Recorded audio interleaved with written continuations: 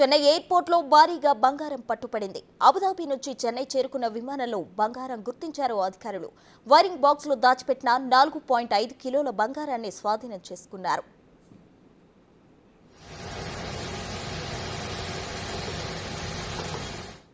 చెన్నై ఎయిర్పోర్టులో బంగారం అక్రమంగా తరలిస్తూ ఇటీవల చాలా మంది పట్టుబడుతున్నారు. బంగారం స్మగ్లింగ్ చేసే సమయంలో వారి చావు తెలివితేటలు చూసి అధికారులు కూడా షాక్కు గురవుతున్నారు.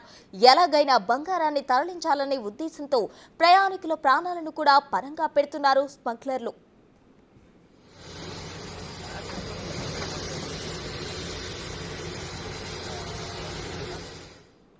ఈ రోజు తెల్లవారుజామున అబుదాబి నుంచి వచ్చిన విమానం చెన్నైలో ల్యాండ్ అయింది. విమానాన్ని శుభ్రం చేస్తున్న కార్మికులు వాష్రూమ్లోని ఎలక్ట్రికల్ బాక్స్ తారుమారు అయినట్లు గుర్తించారు. దీంతో వారు అధికారులకు సమాచారం ఇచ్చారు.